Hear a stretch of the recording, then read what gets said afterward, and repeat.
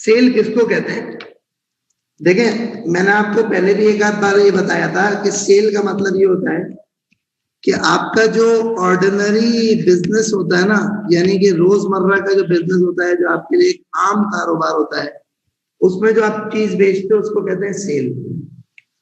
मैंने इसकी एग्जांपल दी थी, मैंने कहा समझो एक जनरल स्टोर है। तो जनरल स्टोर जो है वो क्या करता है? वो जनरल स्टोर करता है क्या कि जनरल स्टोर में जो सामान पड़ा हुआ है ना, वो जो है ना उसने बेचने के लिए रखा हुआ है, उसको क्या कहेंगे जब वो सामान बेचेगा? सेल के लिए। लेकिन अगर जनरल स्टोर अपनी दुकान में लगा हुआ एसी बेच दे, तो वो एसी बेचना is not going to be sale. आप कहोगे क्यों?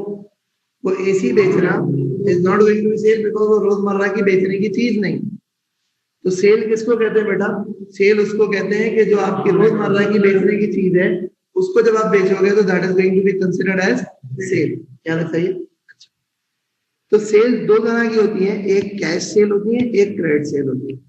कैश सेल का मतलब क्या होता है कि आपने नकद पे बेचा, और क्रेडिट सेल का मतलब क्या होता है कि आपने उधार पे बेचा। तो सेल दो तरह की होती है, एक होती है कैश सेल, एक होती है क्रेडिट सेल। कैश सेल क्या होती है? आपने नकद बेचा। क्रेडिट सेल क्या होती है? आपने उधार में बेचा। तो जो कैश सेल होती है उसकी अकाउंटिंग एंट्री ये होती है कि हम कहते हैं जब भी कैश करोगे, सेल करोगे, तो कैश होगा डेबिट। और क्योंकि सेल्स एक इनकम की फॉर्म है, तो इनकम जब बढ़ती है तो इनकम होती है क्रेडिट।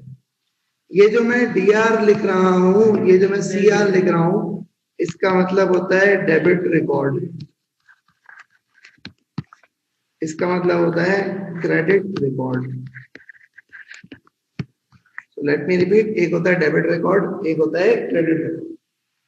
तो आपको बेसिकली क्या करोगे? आप डेबिट साइड पे रिकॉर्ड करोगे, एक तरफ क्रेडिट साइड पे रिकॉर्ड करोगे। तो आपने कैश सेल करी, आपने कैश डेबिट, सेल क्रेडिट। उधार सेल करोगे तो आप क्या कहोगे? आप कहोगे receivables debit, sales credit. So instead of cash यहाँ पे रिसीवेबल आ जाएगा, इंस्टेड ऑफ कैश यहाँ पे रिसीवेबल आ जाएगा। यहाँ तक क्लियर? चलो इसको देख लो, फिर आगे बढ़ो।